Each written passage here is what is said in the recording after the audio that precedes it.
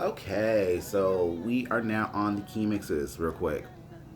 I did want to talk about the first Keemix I put out was Smaller Minors by Tinashe, and I'm very excited about that cover and just that Keemix. For a lot of people that don't know about me, Tinashe is one of my favorite artists, and for me personally, has been one of my biggest influences for over like a decade now.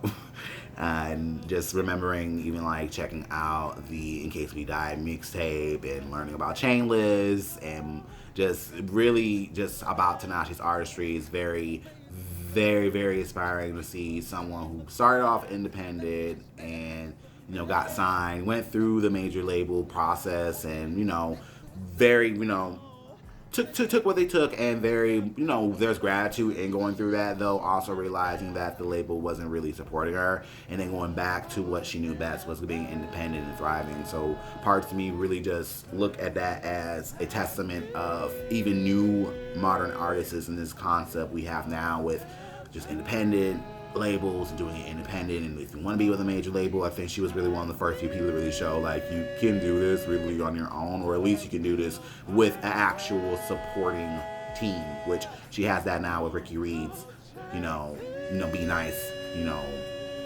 label. So I'm glad that she has that support of major label, but she can still do her own thing independently. And I think that's what you always want to have. It's just doing your own thing, but just knowing like you've got people who support you of it at the end of the day. It's a long way to say that Tinashe's that girl. Please listen to Baby Angel and as well as Quanta Baby in the third project that comes out as well.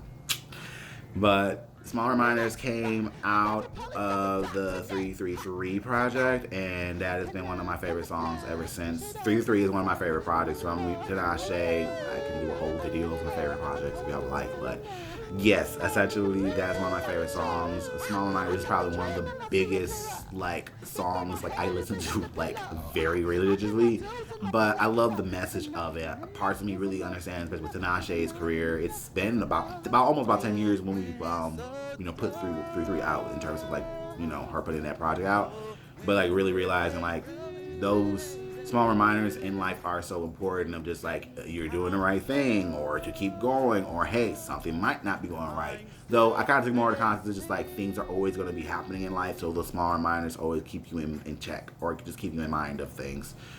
And also just the song in general, Tinashe does a great job of just doing very motivational songs, just very much I got this, I'm gonna get my bag and this stuff like that, which is also a very big inspiration as well. Though with Small Reminders is one of those things where it's so topical, though it's also one of those things where it really brings off a sense of, not want to say pride, but accomplishment, especially. So when I run into do this as a Keemix, I reflect a lot of my experiences as well, which kind of also related towards the song as well, going on about 10 years, doing content creation on and off, then also in the sense of really taking the music thing a lot more serious. And then also realizing my own life of a lot of the trials and tribulations I went through, and a lot of the accomplishments and things that I've been grateful for, not only within myself, but also, what I've been able to do for community, and then also what community has been able to do for me. And it's just always nice to have those small reminders in place of hey, these are things that are happening for the good for you. Life is happening for you, it's not happening at you. And especially the song in general, I really also wanted to show my versatility just as an artist. With Small Reminders, there are 3 different parts of that song that are completely different. The first song is very more about, I would say more hip hop, pop, R&B kind of feel. I love the piano in that particular beginning. Then we get into this more rock, very funky kind of I won't say a bridge, but just this middle section of just just unabashed cuntiness, I like to call it, because it's just her yelling at the mic and just kind of saying all these words, of just confidence, and I got 55 on the fill up, just kind of girl, I'm that bitch. So really invoking all of that, especially just kind of all of that as well, was my I guess not a challenge, but just a fun part of even doing that part. That's one of my favorite parts of the song. It's just when she does that funk section, it's just so fun. But then we got the last part, which is a lot more subdued, a lot more, what I think a lot of people know about Tinashe as a very bedroom quiet storm kind of sound. And really that being more of like, I think like the crux of the song being like, what do you believe in, who are you doing this for, what is your why, and all these other things that even a part of me have been doing for the last few years, is not only as an artist but also as a person. Just like, what is your why, and like, are you even able to look at yourself in the mirror? Do you know who you are you able to be that deep within yourself than you are with others? And that's, I believe, a part of what a lot of us are experiencing now, maybe in my own age group, maybe people who are younger, especially Gen Z, this aspect of like, what do you belong to, who do you belong to, go into the people who you belong with and love you. And then really the last lyric saying, if you could undo what you're going through, would you? And that's been something a lot of songs Tanashi talks about, is this: if the circumstances were different, would you do the same path? Would you choose the rocky road? I go back to even Stumble. Again, going back to In Case We Die, there's always been a constant theme in her music being like, if you had the choice to do this all over again, would you?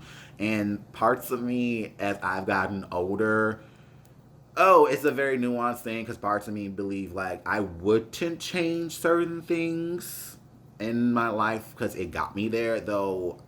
So I've looked at certain parts of my life, like if I was given maybe 5 or 10 more seconds to make another decision, then yeah, I would definitely took the 5 to 10 seconds to make another decision. Though I do believe in life there are some things that we cannot change in, or inevitable things that take us to where we need to be and be able to serve the things that we need to serve. So whether that be, serving a dedication to this earth, serving a dedication to your partners, serving a dedication to, a job, what you're, dedicating yourself to at the end of the day, is going to either, take it to that next level, or that was something that that you wanted to do, and the satisfaction of completing that is really what you're looking at the moment. So, long-winded to say that this Keemix series in general is going to show a lot of my love for independent artists, not only in R&B and pop and electronic music. Obviously, I will talk about that with the second Keemix video, but definitely when you check out Keemix, definitely support it, especially if it's an art that you like that I am covering. Definitely send it to the artist, please. And just I appreciate any listening. I appreciate, any comments, anything at all at this point, is good for me and, to grow. So that is the first Keemix, Behind the Beat. Check out all my Keemixes exclusively on SoundCloud. All those will be on SoundCloud only. And feel free to check out more music on SoundCloud as well when it comes to Keemixes. I do have a lot of my unmastered mixes of unmastered mixes of my singles as well. So on SoundCloud, if you want to hear like more of the unmastered cuts, you can also go on SoundCloud to listen to those singles as well. Other than that, thank you so much for checking this out. This is Musical Clouds. Take care.